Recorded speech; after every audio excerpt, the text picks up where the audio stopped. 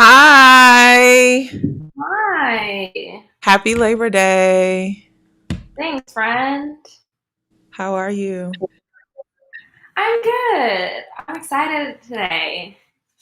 We have like Okay. one of my favorite people coming on the show. Yes, we do. So, with that, welcome to Track Girl Summer. I am one of your co hosts, Natasha Hastings, and this is my co host, Kori Carter. We are bringing the culture to track and field. Oh, yes. I was like, why is she stop talking? Trap Girl Summer. Trap Girl Summer. Love the class.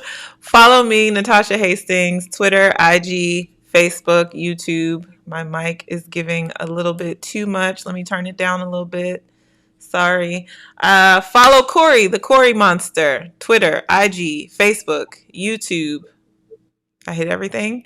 Most importantly, follow Track Girl Summer. That is why you are here. Instagram, Twitter, YouTube.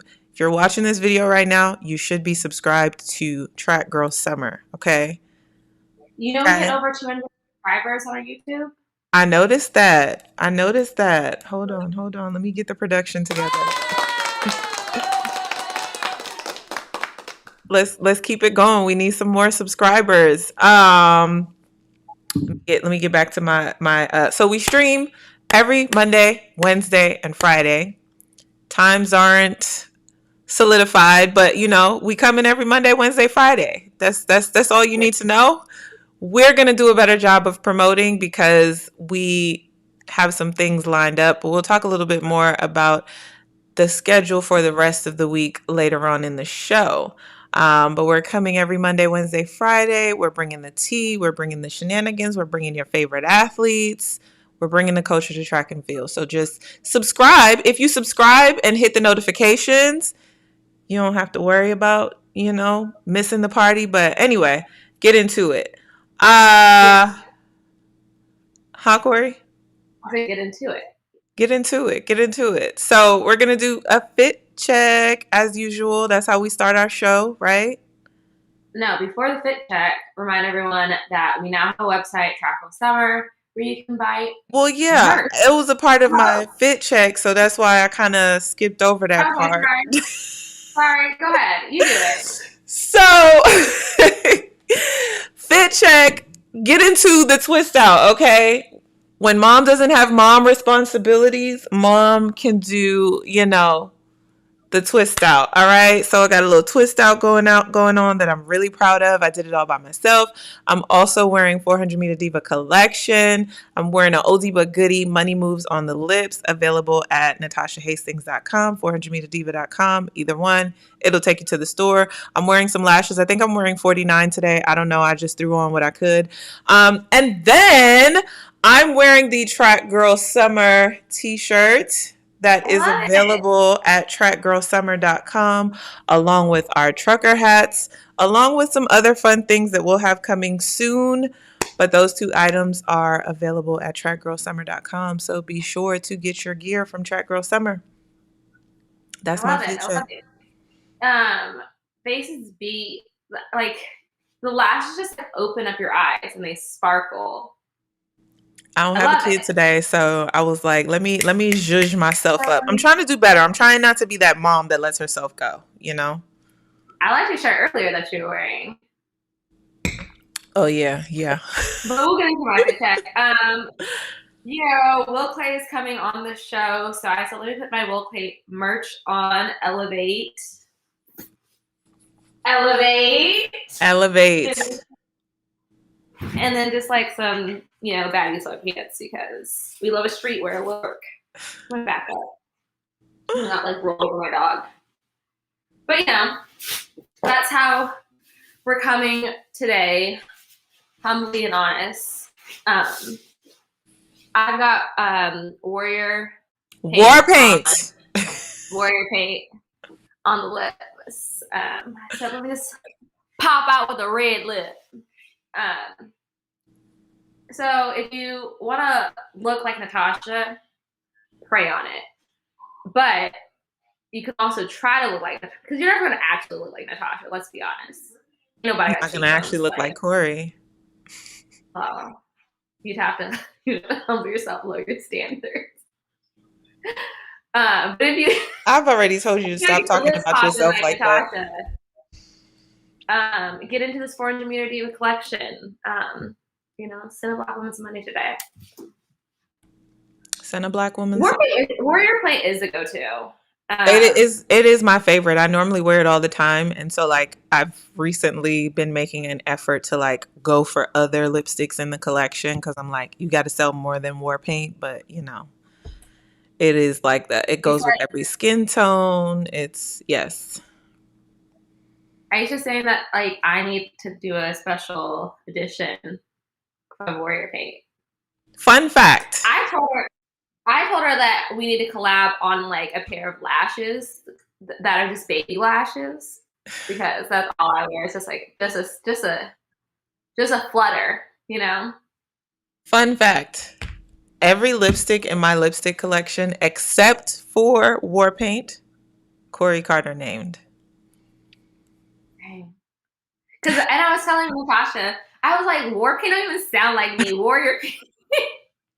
That's why she keeps calling it Warrior Paint. But every other lipstick, Money Moves, Track Body, Oval Office, it's Kori's creativeness. But let me do the things and let's get into the show. 28 of you lovely people in the party right now. Please, if you're here, remember to subscribe, share, and like. Let's get some more folks into the party. We will be joined by the great Will Claye in a few minutes. But until then, we have a little bit of things to chat about, some shenanigans we want to get into. Are we getting into shenanigans today or are we keeping it classy?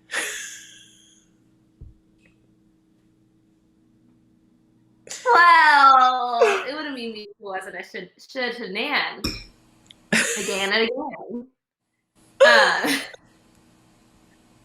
Hey, I'll get you a plate, No cookouts for me either, but I have a chili going in the slow cooker right now. So, okay. Well, first up, I just wanted to like report about some track news. Some road racing 20K USA track and field champs. Shout out to Ben True. He ran it in 59:53. And Erica Kemp ran it in 1 hour. How did I write this? Did I write this wrong? This can't be right how I wrote this. I want to Kori. I'm like, there's too many numbers written down right now. Yeah, I can't figure out what I did. But hold on.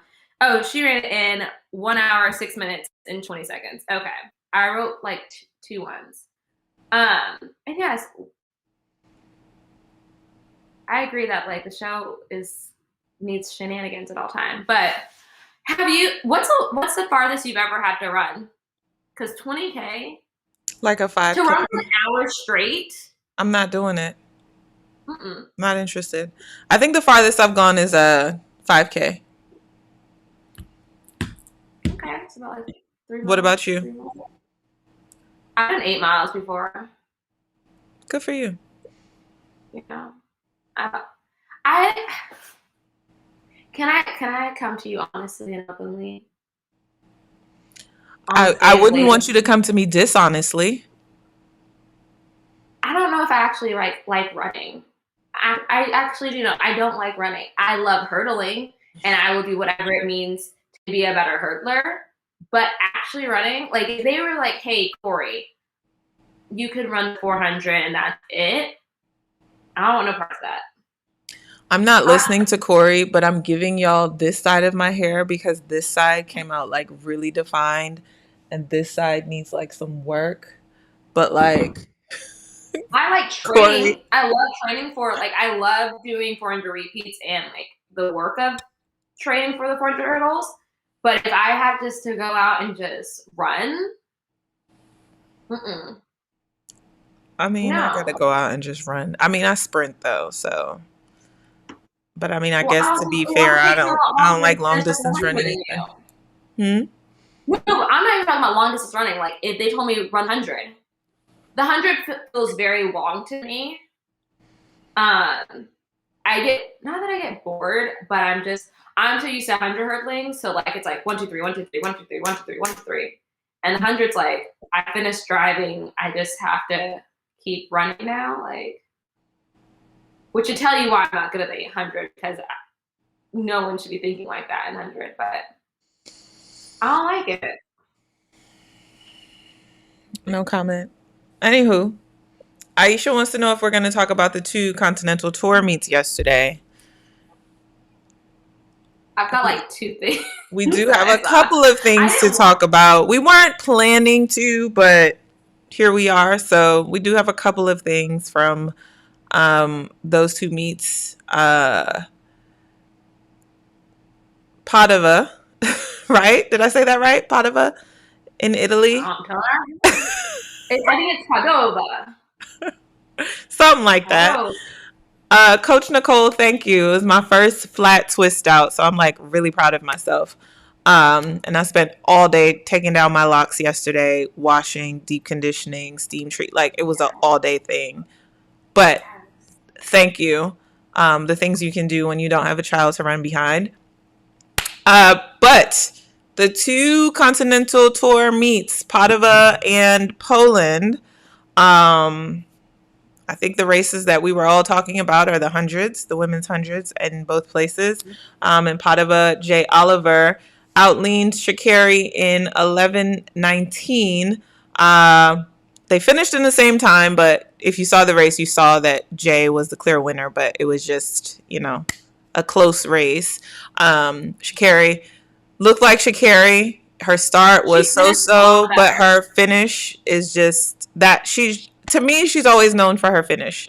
Even when she ran, when I saw her run, this is the only time that I've seen her run in person, actually, was at end season 2019. Her start wasn't that great. She actually was pretty far behind, but her closing speed is just insane. And I think she ran. That's the thing. Sorry? I think that's what's been missing in her last 2 races. Totally. I feel like she was like stiff and like tired at the end of her races. And especially in a 200, like you don't, like, you have to be able to finish strong, Mm-hmm. So I'm glad to see that like she's like getting back into stride. And like the times were really fast. Huh? No, I was agreeing with you. The times were really fast, but like people say that's not the fastest track, and they were running into like a -1 point win. Yeah. And then Michael Norman, which to me, I'm like, is it a slow track or is Michael Norman ready to drop something? Because Michael Norman won the men's 100 in a meet record in 9:97, and he just ran 9:9 in Brussels a couple days ago. So it'll be interesting to see. But you know, I feel like, if 9:97 is the meet record, I feel like it probably is a slow track. Because 9:97 is fast, but it's not like. It could be slow, or it could also be that no one's really ran there. Yeah. Apparently said Norman and Bracy were the first to go sub 10 on the track. Could be a slow track. Time still wasn't sub 11s without the headwind. That's true. And then the mommy rocket. She just still looks tip-top form. Like I can't wait for Zurich. Is it on Thursday? I don't know what day it is over there. But I can't wait to see this 100 final. Because I mean the Jamaicans are still looking like tip-top. Like they didn't run a whole season. Like they didn't go to the Olympics. Like 1081 for the win. And it just looked like a technical, like I'm working on some things. It looked like a good, clean race. I was pulling up the finalists. Like right now, we have Elaine, who's run 1054 for the season. Tabu 1078. Dina Asher-Smith 1083. Ajla Del Ponte 1090. Kambundi 1095. Kambunji. I always say it wrong. Javian Oliver 1096 and Daryl Nieta 1098. And then on the men's side, sorry, that's the women's. Do you want to hear the women's 200? Yeah, let's hear it. We've got Christine Mboma. I always say her last name wrong. 2881. Sharika 2882. Dina Asher Smith 21. Sorry, I said 2182. Sorry. For Sharika Jackson. 2188 for Dina Asher Smith. Marie Talu 2208. Des Bryant 2218. Beatrice Masalingi 2218. And I'm going to say her name, Kambunji. Did I say it right? Kambunji? How do we say it wrong? 22, and Dobbin 2250. So I feel like the women's sprints is going to be where it's at for the Diamond League finals. I agree. Who's in the men's 100 finals? I know Curly is. I almost said Couric. That's all that really matters. Give me a second and I'll pull it up. You think Fred Curly is gonna you think he's gonna win? Let me pull up the program. I'm liking how he's looking going into these last couple of races, and I feel like Fred was always already confident in the switch that he made, but I feel like with every race since then and with every win since then, and I mean it's been 1 or 2 wins, I don't know, I see his confidence and that 400 fitness kind of kicking in, where it's like, because it's getting to that point of the season where who still has it, you know? And I think he's ticking both physically and mentally. So, oh, Cherry, how could we forget about Michael Cherry? He looked good in the 400 yesterday. That would be dope to see him pull out the win in Zurich as well. I think he's going to go 43, like the number of people we have in right now. But we have, in the men's 100 on the list, entry list, we have Ronnie Baker, Trayvon Bromell, Andre DeGrasse, Fred Curley. DeGrasse. Yushin Abe Mudigan Silage. Mike Rogers, Akini Simbini, and Sylvan Wiki. That's going to be a good one. Yeah. That's going to be a good one. We haven't seen DeGrasse. Sorry? What'd you say? I was going to say we haven't seen DeGrasse race since pre, but I think DeGrasse is another one who's confidence, and he's just... Yeah, it's going to be the DeGrasse versus Curly show. Yeah. And I refuse to... We have no guests on today, so we can boldly state that we think I'm just going to do something special. Because we got in trouble when we did it.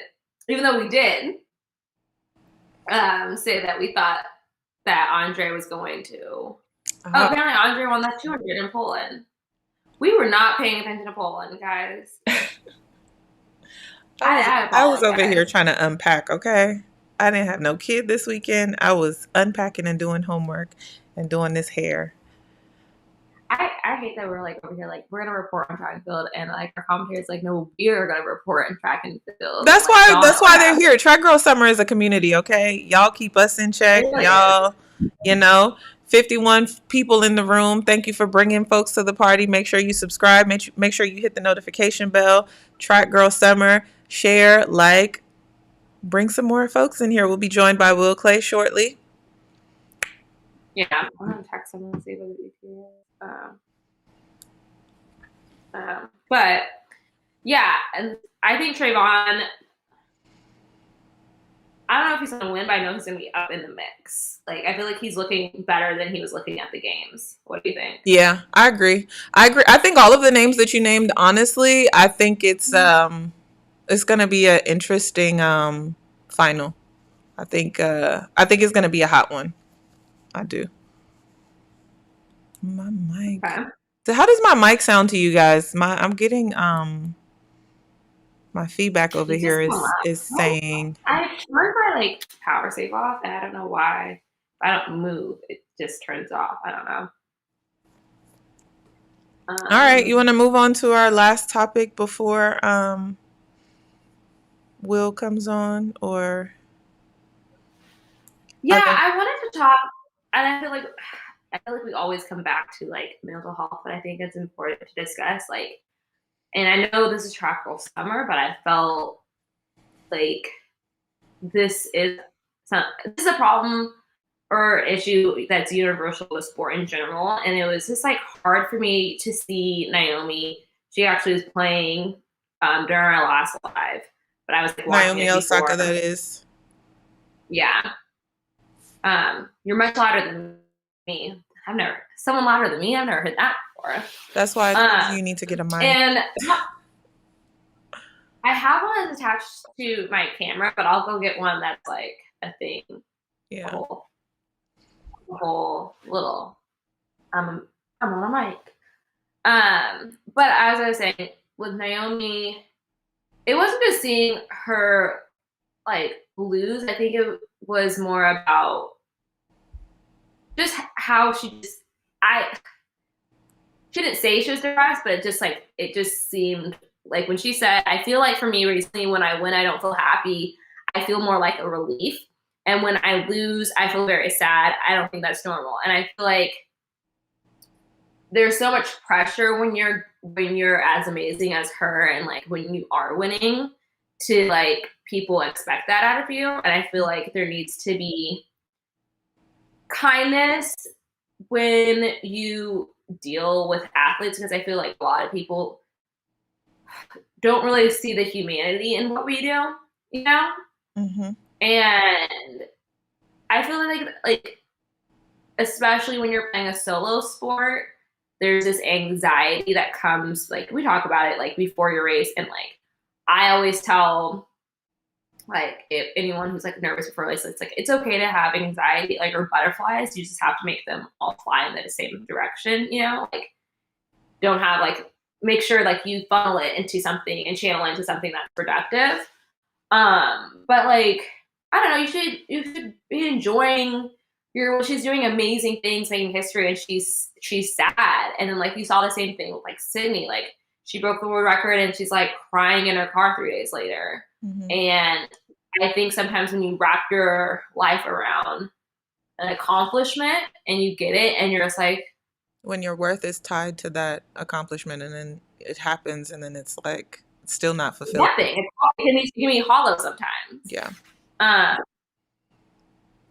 so I don't know. Well, you know, mental health is my my zhuzh because I'm studying mental health. I've had I won't say my experiences with mental health. I won't say that I've ever been depressed or that sort of thing, but I've, you know, had to deal with my past traumas and how those traumas have affected the decisions that I make, how I perform, how I view myself, my happiness. And I do think that it's one thing to kind of live through those things, experience those traumas and be honest with yourself about those traumas. But I also think, you know, in her verbalizing them to the world, I really appreciate um, her vulnerability about it and her honesty about it. You know, when I think about Naomi, I'm not sure how old she is, but I know she's very young. And I think that or I know that, you know, herself, Serena, Venus, a lot of tennis players, a lot of athletes, and we've kind of talked about this before a couple lives ago, where we talk about young athletes being pushed to the limit, right? And when you basically grow up playing a sport and your worth sort of being tied to how you perform, and then, you know, she was just kind of thrust into all of this in a sense of like, you know, how her life changed when she became number one in the world. And then there's also the weight of she's practically carrying Japanese women's tennis on her back. You know what I mean? Like she's become an ambassador for Japanese women in sport, in tennis. And it's a lot to carry. And I know a lot of people sometimes think, oh, this is what you signed up to be. And I think what people don't realize a lot of the times is most athletes are actually like really introverts and really love what it is that they do, and the stuff that comes with doing what you do isn't necessarily the part that you enjoy, but it's a part of the territory. And I don't think that we're necessarily, while we're probably groomed to be great athletes, we're not necessarily groomed to deal with being great athletes in front of the world and in front of millions of people. or Um, or or to be not great athletes in front of the world. Like when you fall and you aren't like doing well, and then you have to like do a press conference right after and talk about your failure. mhm, I felt really, I watched her and one thing I noticed about her, and I was like, it must be very lonely to be her because like she lives alone and yeah. like I just feel like there was a lot of scenes where she was sitting there quiet, not talking, and people were doing things to her. So like she'd be sitting there and someone's braiding her hair, or she'd be sitting there and she's getting a massage, or sitting there and like they're adjusting her clothing because she's about to do a photo shoot or someone's, Mhm. or doing her makeup. But it was like it was just to me, it just seemed like, and I know she's like a quiet, introverted person, but it just seemed like she was surrounded by people, but still very alone. Mhm. And like, I don't know, it just, you're right that I don't think the world prepares you for that. And the thing is, yes, she signed up for this, but she said that she like wanted to make it big so like she could stop her mom from working because her mom was doing 2, 3 jobs Mhm. at a time. And that is a lot of pressure to be Yeah. like, my family eats if I win or Because of lose, eat. Yeah. Yeah. Yeah. And that happens with us. It's like, like the way I pay my bills is whether I win or lose, like it's a very cutthroat thing that we do.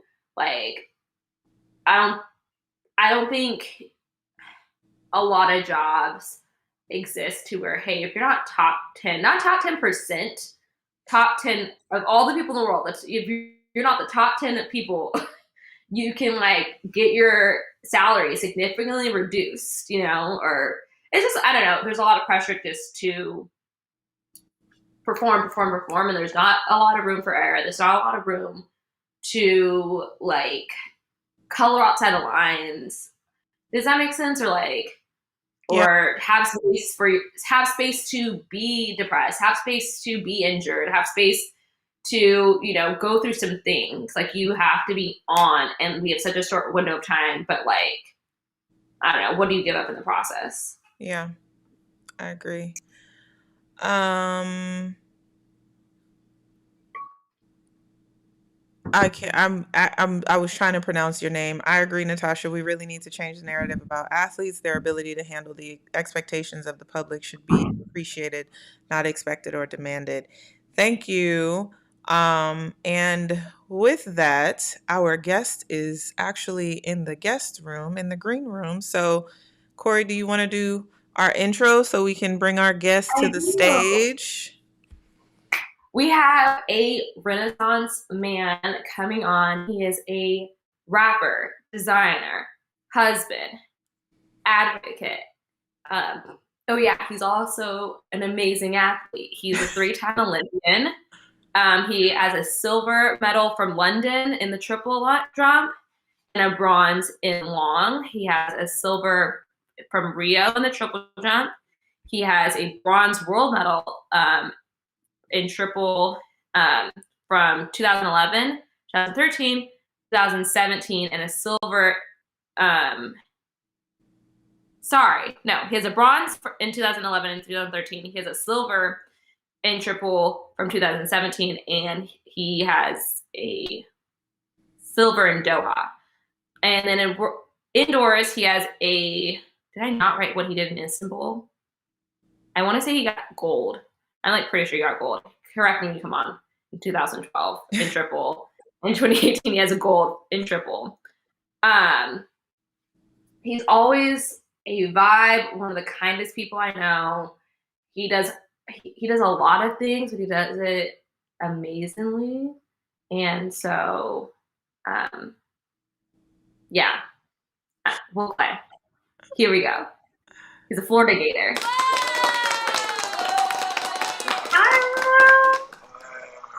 Will, what's up? Thank you for joining us. That was like the best intro, Kori. I appreciate it. What's up, ladies? How are y'all? Hanging in there. How are you? Where are you headed? Can y'all hear me? We can hear you. So, my apologies. My apologies. We had a Hey. Queen's here too. We had a lunch date. And we didn't know it was gonna be like such a long line, and it just took forever to get our food. So we're headed home now. We just ate. Well, you took your wife out, so no need to apologize. Kori and I are looking for love, so we're not gonna hate on the lovebirds having lunch. And y'all, you're late for that reason, so we'll take that. No need to apologize. Okay, appreciate it. Happy wife. That's what they say. Sure. So we're gonna get into it. When did you start jumping? How did that come about?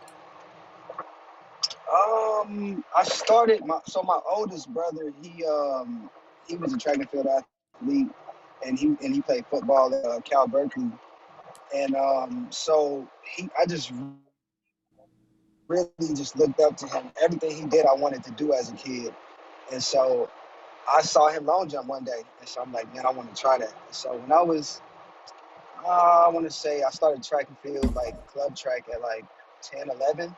And then I started to long jump, and I ran the 400 and the hurdles. And so, yeah, everything he did, I just wanted to do. Yeah, so like I started with that, and then when I got to high school, my freshman year is when I started the triple jump. And then my coach literally, like, it was crazy how it was like he was a sidekick. Like, he said everything that I was gonna do in my career, like within my freshman year of high school. He was like, "You're gonna go to Oklahoma. You're gonna like, we're gonna go to the Olympics. You're gonna be a triple jumper." And I'm like, nah, because at the time I just wanted to play football. And so I'm like, nah, yeah, I don't know about that. I'm about to go to USC and I'm gonna play football. And then I ended up committing to USC, thinking like I'm gonna get on the track scholarship and walk onto the football team. And yeah, the football team wasn't really like I was just too small. So Wait, which I USC ended are you up going to talking about? You talking about? USC on the West Coast. That other Southern one? California. Yeah. The other one. The other one. So, yeah, I committed to USC, and then I decommitted and ended up going to Oklahoma. And, yeah, it's kind of just been up from there. And at Oklahoma, you set the American junior record in the triple. You jumped 17-19 to win NCAAs in 2009. You know, I got your bio together. I see.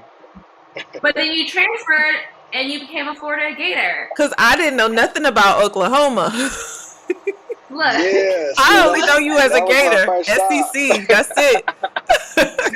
Dang. Yeah, Oklahoma was my first stop. And then my coach, he took a job here at the training center, Coach Fisher. And that year, like my freshman year, I started to get like hit up.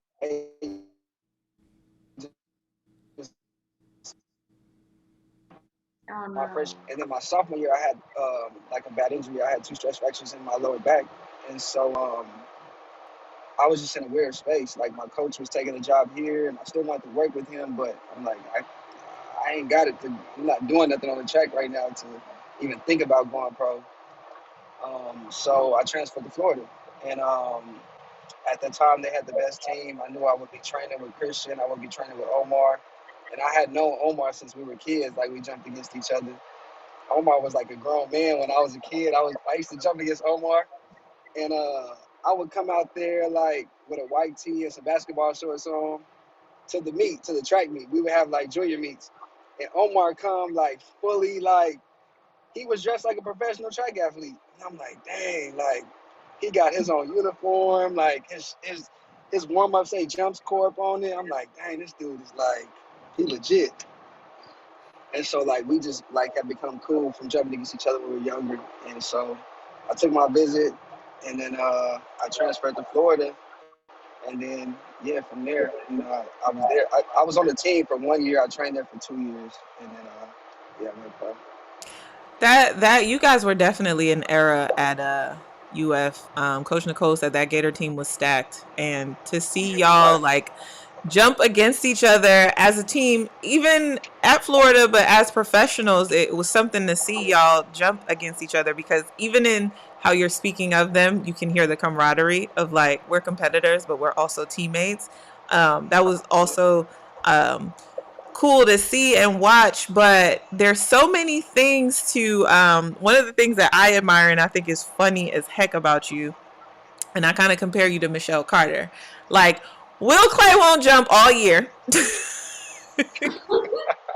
Will is gonna come jump the Olympic standard and then go to trials and then be on the team, and the rest of us are out here chasing the standard, sweating, trying to get into the things. But Will is like, nah, I'm a rap.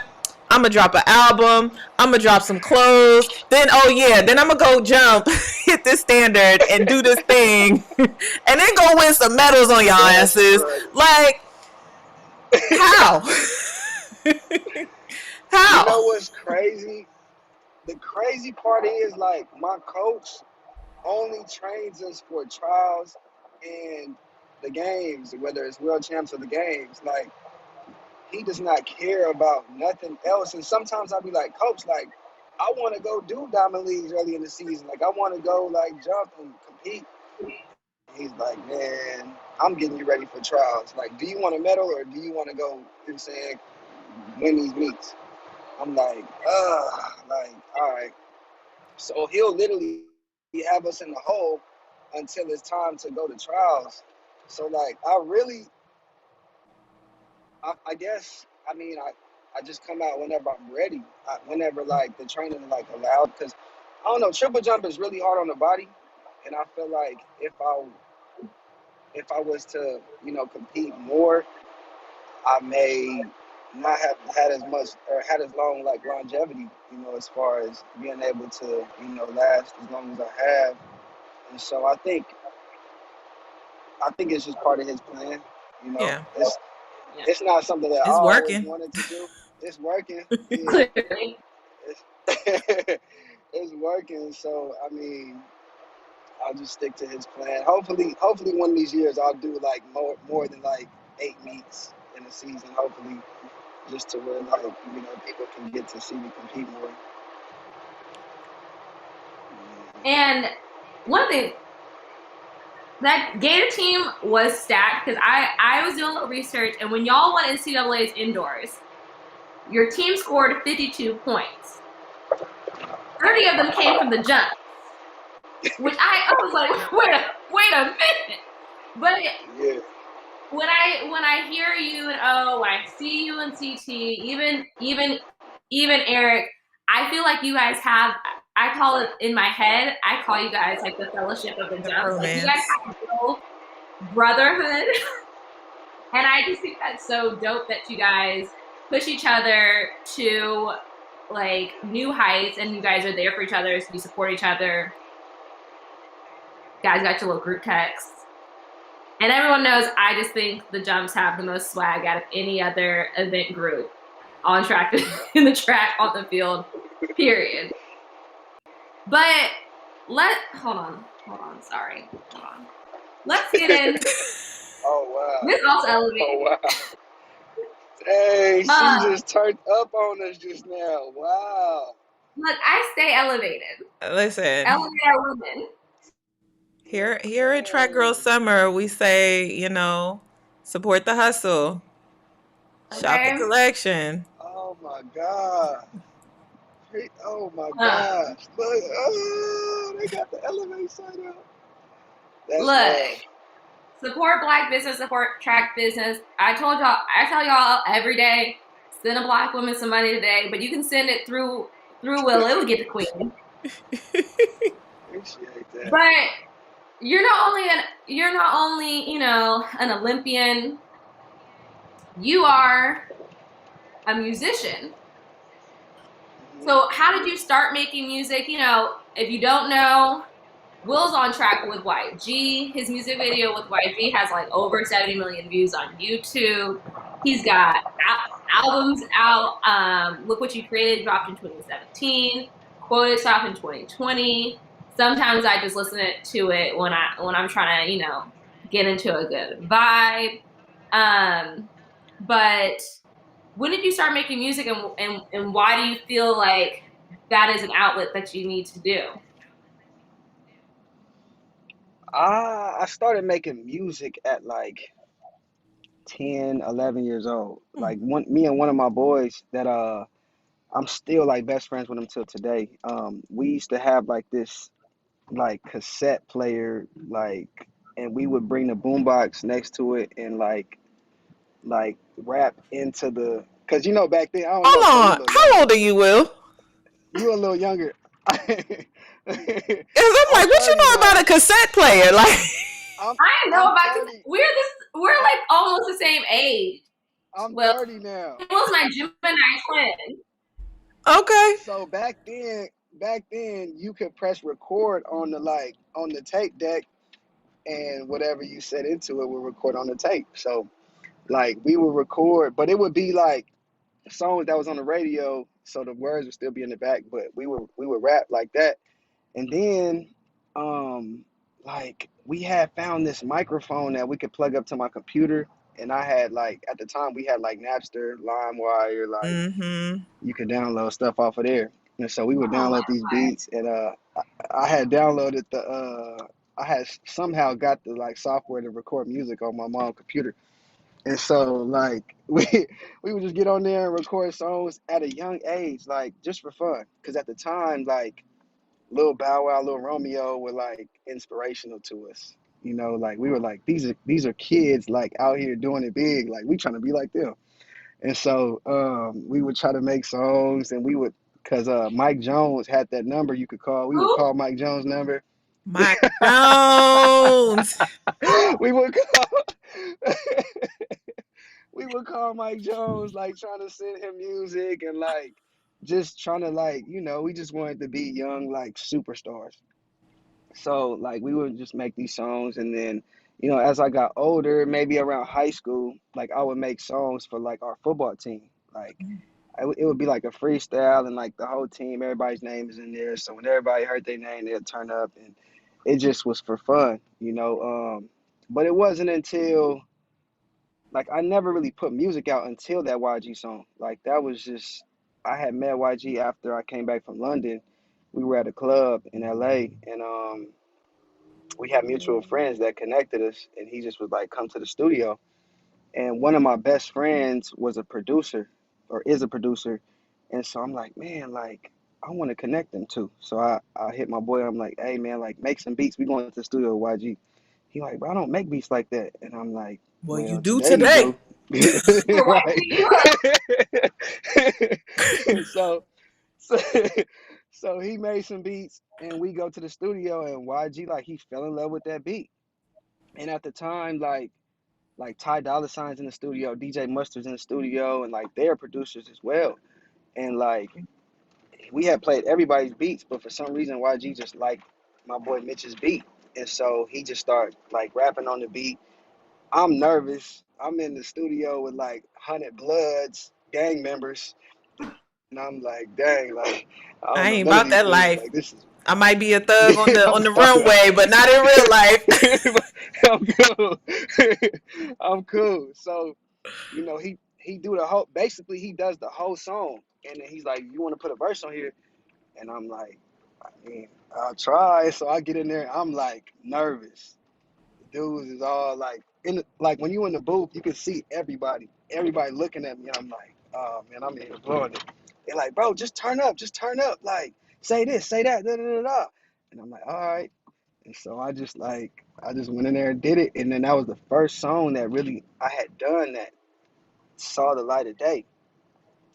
And it was a good feeling, like for it to be received in that way, and then it made me want to just make more music, just really to be able to connect with people in a different way, because I feel like track is so niche. Like Hmm. I've been able to, I feel like I've been able to have some sort of influence, I would hope, on young kids that are, similar to me in a positive way. But I think I just have more reach with music. So I think that was just something that I feel like just touched me in a different way to be able to touch. Because I'll see kids at track meets and they won't say nothing about track. They'll be like, man, that song you did, da, da, da. And I'm like, dang, but Uh-oh, did we lose him for a second? Will, you there? Well, can y'all hear me? oh yeah, there you go. We hear you. Service is bad. Your video is frozen, but we can hear you. Can I tell you? Hello. Yeah, we can hear you. Can you hear us? Oh man, let me see. All right, there we go. Can you hear us? Oh, someone said, Oh. can you for some I don't know if we can afford Will, but to like he's gonna have to call back in. hopefully comes back. Will's too bad. Maybe he will. I really hope my mom gets the doorbell because All right, you want to know here my he is. favorite thing though? Here he is. In music videos, a lot of rappers be wearing. I was saying in music videos, you see a lot of rappers rocking their chains. Will out here rocking his medals. I said, look at here, you can't go and buy one of those. I don't care how nice your Iceman is. Look, You ain't rocking my bling. Can't nobody rock those but me. With the medals. But I wanted to highlight a couple of things that you said when you were talking about that experience with YG. That like, it sounds like if YG, because I heard you like, I'm in the booth and everybody's looking at me, and I think the first thing everybody jumps to is, man, you jump in front of millions of people, so what? But it's like they pushed you out of your comfort zone, and maybe had they not pushed you out of that comfort zone, like look what that turned into. But then you've also diversified yourself, because I feel like that's what a lot of us fall into, where we're just this athlete, but you've already created something that beyond track, like you got music, you got a brand and clothing. And so I just think that that's dope, that like you're able to pour into things differently. And it sounds like they're all outlets and powerful outlets for you. But they're able to pay you back. You're able to reap the benefits of all of those things. Absolutely. Let me tell you something about Will Claye. Will Claye is only one of the few athletes who can go to the meet, warm up listening to himself. Okay. I don't. Hold on. I don't listen to myself.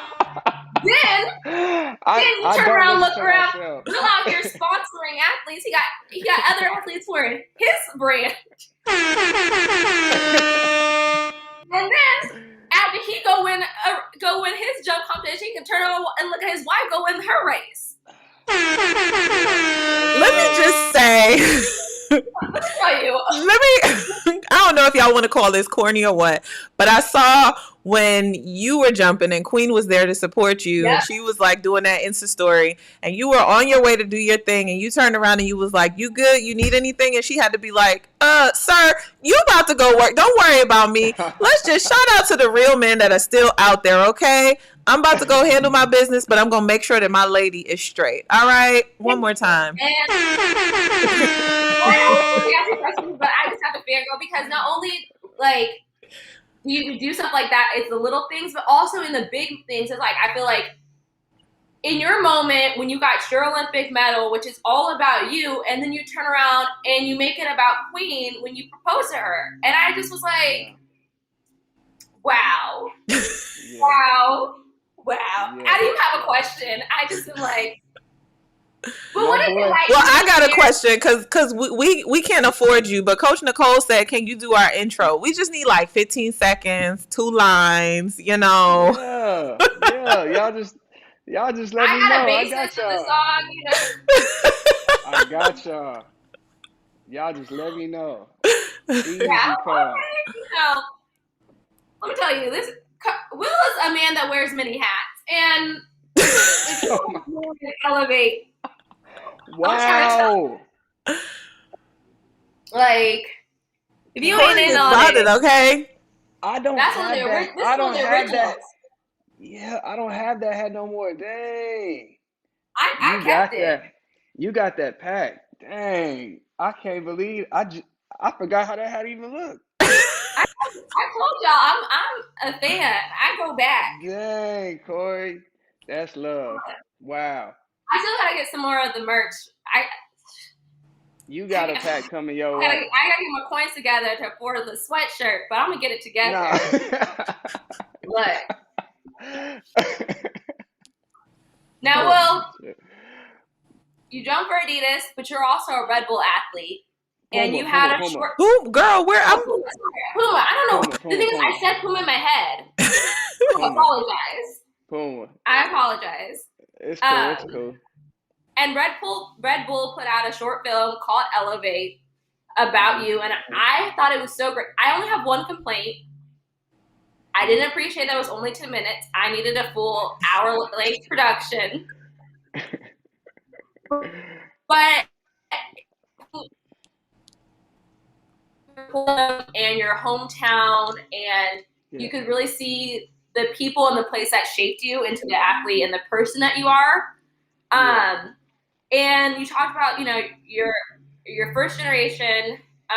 You're from your family's from Sierra Leone. How was there some? What was that like growing up with like immigrant parents from hmm, Africa? Like it's a little bit. I feel like your experience is probably a little bit different than me and Natasha's. And what was that like? And how did you end up in Arizona? I got immigrant parents, but yeah, different. Mm, yeah, you're right. yeah. Tasha you probably kind of had the same type of upbringing as far as like, yeah, we are in America, but like when we home at the house, within the house confines of our house, like my parents are not speaking English. They're speaking Creole. They're cooking, traditional meals. Like within our home, we had those values and we kept that culture, Mhm. and it was at I feel like at a young age, it was I was used to be embarrassed, and it was at a time where I feel like in America, Africa is more. We as African Americans, we're more in tune with Africa now than better now than we were back then. That's facts. And so, like at that time, I feel like that was when, like, obviously me being darker, like kids are like African booty scratcher, da da da da. Like, so I used to sometimes be embarrassed, Yeah. but as I grew older, I started to realize like, wow, like I'm really in tune with where I'm from, originally. And both of my parents, they came to the US for college. My mom, she had went to Reading University in the UK, and then she went to University of Arizona to get her doctorate in nutrition. And then Come my on, Doc. dad, my my dad, he came to the US to get his MBA in Arizona as well. Yeah. So like my parents really came out here really to like better themselves to take care of their children. Um, but like I feel like I never got away from the culture of Sierra Leone. Like it was always there, at home till this day. I just came from Arizona yesterday and I was eating all African food at home, all Sierra Leonean food at home. So like I think it's something that I want to continue on too. So like now, like I pay so much more attention like to how my parents are like raised me and how they, speak to me. Like I can speak a little bit of the language and I'm like trying to learn the food. Queens trying to learn how to cook the food. Like just these little things that we want to pass down to the next generation. I love that. I love Hmm. like like I said, my parents are immigrants too, and I joke I run for Team USA, but I ain't really one of y'all. Like when you talk about like growing up with the values, it's true. Like in your household, like I'm smelling the jerk chicken and the oxtail and we call it macaroni pie. I'm smelling all of that now and just like the culture and the values. And And Yeah. I feel you like wanting to be able to pass those traditions down to my son now. So shout out to Mm-hmm. Queen, you know, embracing the Yeah. culture and learning the That things would for be you and the awesome. family. Yeah. Yeah. Yeah. I love it. I love it. Yeah. It's cool. I'm gonna have to come by and get a plate because I'm not gonna lie, I love Yeah. my parents very much. But I had a couple plates of Natasha's mom's food, and I did ask her to adopt Oh. me. Um, Mhm. My I mom can need I throw to stopped down. come. eating 2 or 3 times to hug this woman mid meal. Um, Oh wow. I need to see what's up. I need to get a plate too. My mom can throw down. What's even Okay. funnier is my mom can throw down, and my mom is Trinidadian and British, more Trinidadian than she was just born in London, and my father is Okay. Jamaican, and my father has owned a restaurant for as long as I can remember. Um, and so, of course, my mom is the better cook, but Yeah. I'm telling you, the culture. I'm just like I was lucky. Hmm. Definitely. well, I My hope you parents are the learn. same. Like my dad cooks just as much as my mom. Like I can't even. Dang, this sound bad, but I don't know who cooks better. Like my mom or my dad.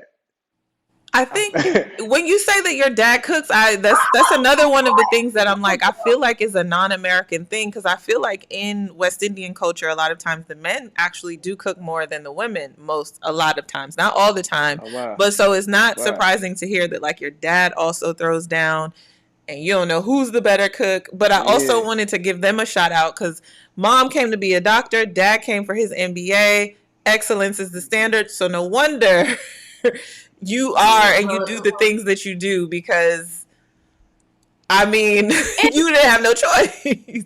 I didn't. and to get to the answer to that question, what I would do is offer my services. I could come out to Arizona, get a plate of moms, get a plate of dads, and offer my expert opinion as to who's the Okay. better cook. You know, it might take me a couple meals to figure it out, um, but I could help. You know, if you needed We could me, do that. Nah, yeah, we could do that. We'll have like a little okay, panel. You could be on the panel. all right. Yeah. I want. Let me get back. Let me get back because there's a lot of things to talk about with Will Claye. Oops. So you grew up, according to the doc, you grew up on the south side of Phoenix, Yeah. which, and you said, you know, and it was Jeremy. You said, I'm pretty sure Jeremy came to recruit you for football or at a Yep. football game. And there was a shootout after the game. And you said, Yeah. you know, a lot of your friends ended up in jail and or worse. And Yeah. how, like, one, I feel like to be the one that like made it, got out, like, but I feel like I always see you like trying to pour back into community, whether that's your local community or the community as a whole. And can you just talk about like that upbringing and also Yeah. just how that has like influenced you to be like, hey, I have to like make sure I'm pouring in to my people. Absolutely. At the most, like, I think the most vital point of like my young life as a child, or I guess adolescence, was when I was thrust into the streets more. Like I wouldn't even call it the streets, but just being outside. But my parents at that time, my parents divorced. My mom, it was weird to me because like I'm like, Mom, you have a like a doctorate, but like, but why aren't you rich? I used to always be like, why are you not like rich? Like, why don't you have like a high paying job, but you have a doctorate in nutrition? Like, why are we struggling? It was weird to me. And so my mom, like my dad, he lived in Florida at the time. My mom, she just worked a lot. So the community really raised me. You know, it really I guess you say it took a village. And you know, there are good parts of the village and there are bad parts of the village. You know, and I think I was just blessed to kind of escape, you know, through the route of sports and academics. And yeah, I had a game one day. Coach Fisher came to recruit me, We were playing against, a team basically that school is right in the middle of South Phoenix, and there was a shooting at my game, and Coach Fisher had like that was when I realized he was a real one. He walked my mom like to her car like as this is all going on. We are already in the bus. The team's in the bus. He's with my mom. And when I got home later that night, I'm like, checking on my mom. She's like, "Yeah, Coach Fisher, he walked me to the car, like I'm good." Da, da, da. I'm like, "Dang, man, he's a real one." Mhm. Um, but yeah, I feel like for me to have had people that looked out for me, in these neighborhoods and then just in school and things like that, it just makes me want to be able to do the same for the next, generation coming up. I feel like it was a huge part of the reason why I'm here today. And, I feel like just to be able to pour whatever I can to help whoever it can be, that may have been in a similar situation. It's no telling where that next generation can go. They could do far better than I can or that I'll be able to do. So like I think that's my way of trying to just be a positive impact on the future, period. Because the next generation is going to be the ones that push the envelope with all of this. Like the whole world is going to be so much different because of them, because of their minds, and because of just what they're capable of. I So. I feel like I connect with so much of what you're saying, and immigrant parents, divorced parents, mom worked a lot, worked hard, and Hmm. so it doesn't necessarily mean that, like, like you said, the streets kind of becomes your village a little bit. But then you had sports, and I'll never forget my mom. I went through a little phase where I was like, I don't know if I want to run track anymore. My mom was like, that's fine, but you're going to find something else. You're not coming straight home. And it sounds like it's a similar thing where it's like sports kept you out of trouble, it kept you busy, and then now look what it's also brought to you. And then the connection with Coach Fisher back then to see, like, oh no, this man is going to make sure that my family is okay. You know what I'm saying? I Hmm. think that that's something that, Yeah. again, like, your village can come from so many places, but being able to find those positive village influences, I think, what you're doing is amazing to then now pay it forward, because there are so many other kids out there that need the extracurricular activities to keep them off the streets, to keep them busy, to give them something to dream for, give them something to work towards. So, I mean, Yeah. kudos to you, man. Just a great citizen all around. I Yeah. appreciate that, Um, Natasha. Thank you. everyone knows I'm a fan of Will Claye. Um, Kori's over there trying to get it together to ask the next question. no, so one of the things I really appreciate about you is like your whole vibe, your whole aesthetic. When you and Queen pop off on the gram, I'm just like, yo, y'all really be out here making me believe in love. It's a Uh, moment. It be a whole moment. they be out here like doing whole Love Jones covers, and I'm like, all right. The one where you were hanging, and then you were hanging from a pull-up bar, and Quinn's just hanging off you, so great. And I'm like, yo, they really out here. But what is it like being married to another athlete? Are y'all competitive? How do you balance, like, I gotta train, you gotta train, you're traveling for me, I'm traveling for me, because I feel like a lot of times, especially with male athletes, you see like a lot of male athletes just have a wife that is just like the cheerleader. She's just making sure you're good, and you have a wife who's also like out here balling on her own accord.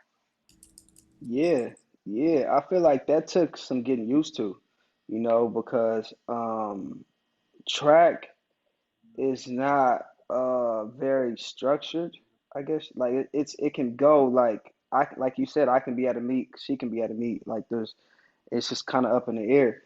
And even with just training, like trying to get and be with the right coach in the right area and things like that. So for a while, we were long distance. She was in South Carolina first, and then she was in LA, and I've been in San Diego since 2011 or 2012. So it was tough, and realizing like, wow, like this woman is, she's just as invested in the sport as I am, like, and I want her to do well just like I want to do well. And so it was tough. It was tough. I feel like it got better around like 2018, 2019, as far as us living together and like having coaches that were in the same place. But even then, living together, it's like we have different ways of going about our days. You Mm-hmm. know what I mean? Like, as far as like me, like she wakes up earlier than me. Like, she'll be like, "Why don't you eat breakfast? Like, what do you like? How do you not eat breakfast before you go to practice?" And I'm just like, "I'll just have a shake." Like, we go about things differently. She's like, "Dang, like, is that what you expect me to do?" And I'm like, "Nah, like, if you want to eat, like, and you want to get up earlier, it's just, things that we have to get used to as far as how the other person move." And I think what also helps is that she's an athlete, so she can push me and she knows the sport. And so she can keep me on my P's and Q's and really like make sure that, I'm doing what I gotta do. And I think I do the same with her, and I've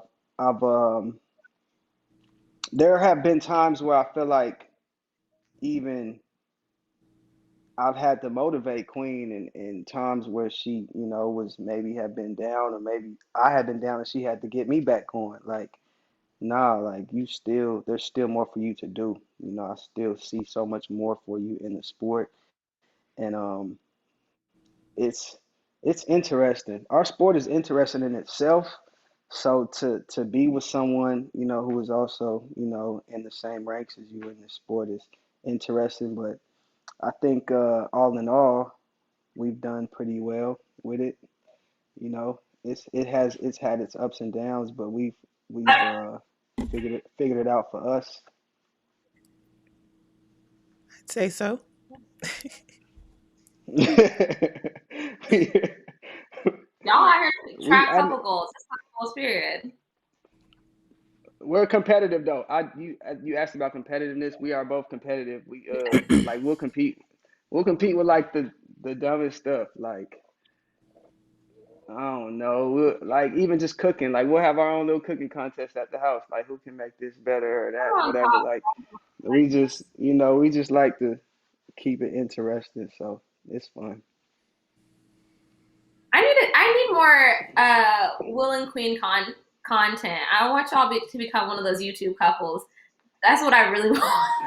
I would say why, and even if you just in a text to me and just like, We'll just send you That's not pictures and videos creepy. of our life. Not Like, creepy at all. well, that's what me and Ajay does. She'll be like, make this TikTok, and it just be going to her. But all right, but I really we'll love send you some y'all. pictures. I appreciate that. We're gonna send you some videos and pictures, some exclusives. That's what You'll I'm trying you'll to get the say. exclusives. Ay, ay. Look, I'm signing up for the. Will, don't be pressured I'm by Kori and her signing up foolishness. for the Cameo and everything. Nah, But I got you. one more thing to talk about is you got Elevate Clothing. Mhm. How did that come about? How did you become a designer? Like, Um, Man, I originally started Elevate to, well, I mean it is now, but I originally started it to be a foundation, and it was just something that the clothes was just how I would get the money to donate.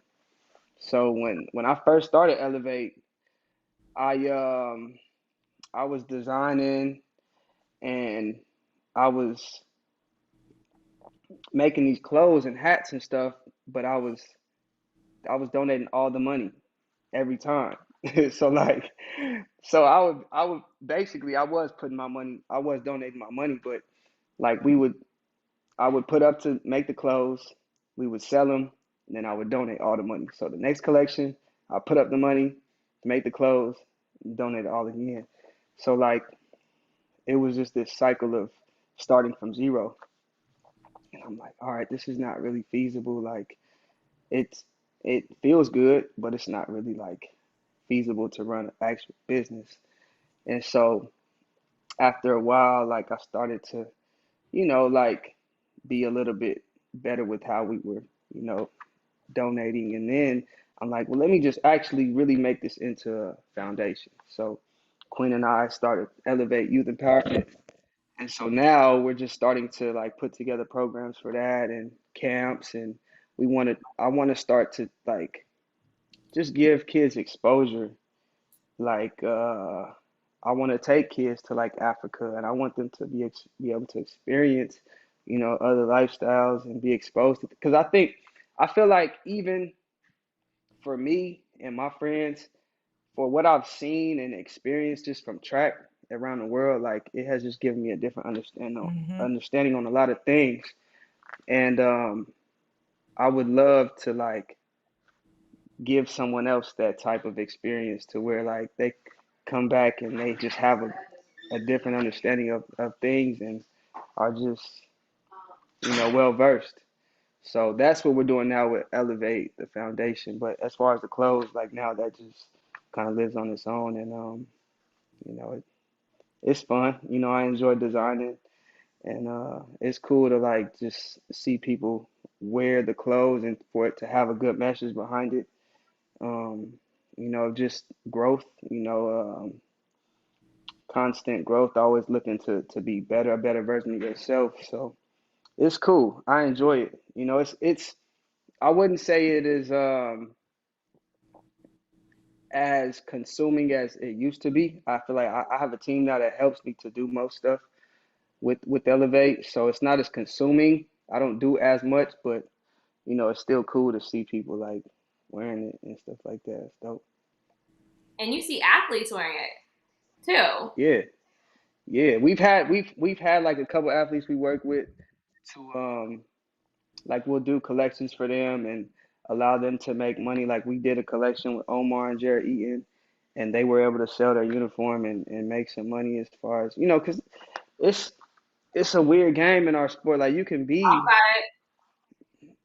a top five jumper and not have a contract, which is weird to me. And so like I just obviously Omar's a friend of mine, so I'm just like, man, like at the time this was before he signed with Asics and stuff.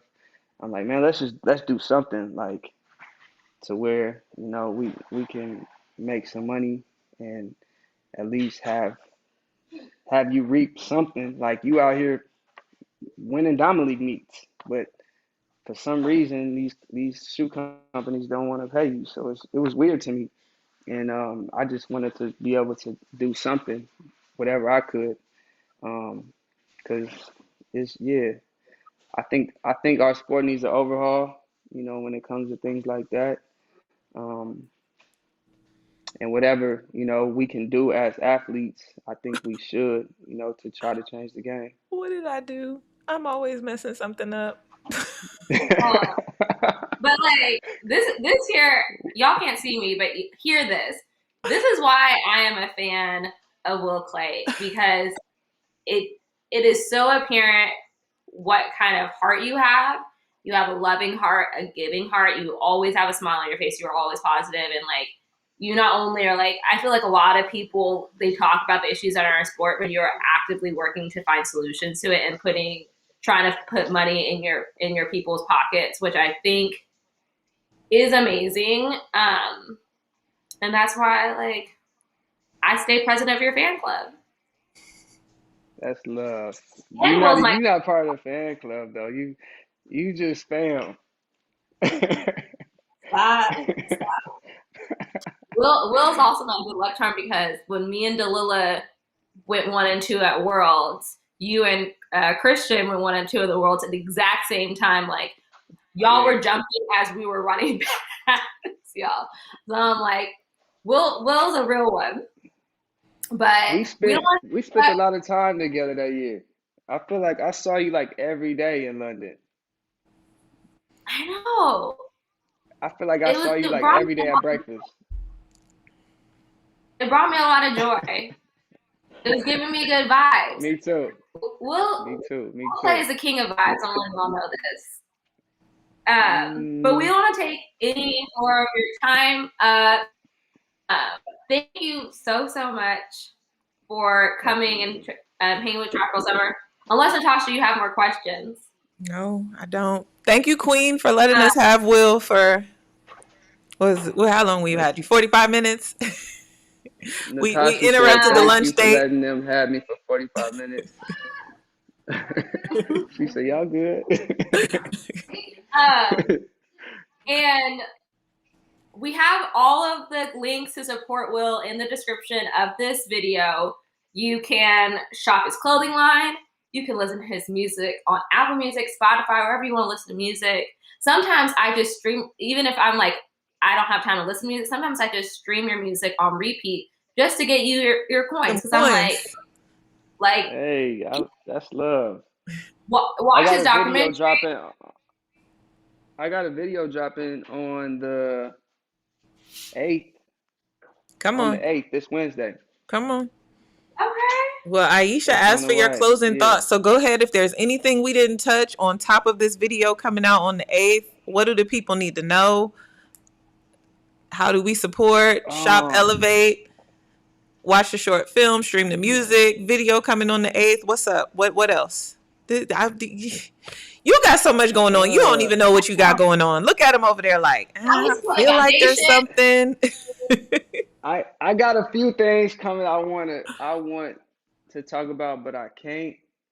But I would say to just athletes to just do what you love, even outside of sports, and have good people around you, good people that give you good advice. I think that's something that has helped me so much.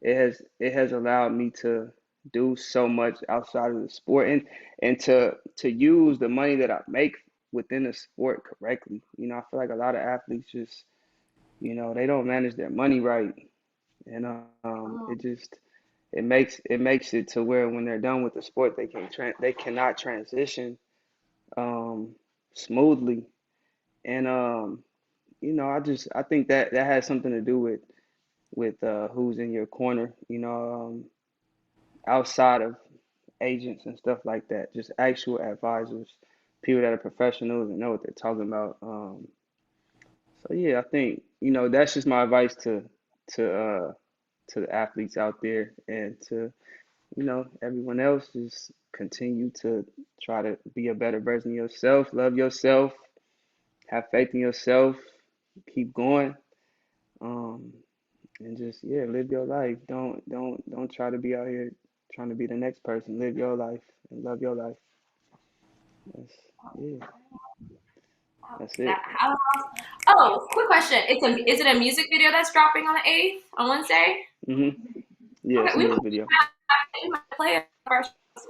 Get a little Tropical Summer. You know, put it on the platform. Just to get more eyes on it. But like I said, support Will Claye. We appreciate support Track Girl Summer. Support Track Girl Summer too. I love it. We're getting a new promo song or intro song from Will. He said he would, so I'm gonna hold to it. I got you. So we can stop doing this corny jingle. I love you, Kori, but it's.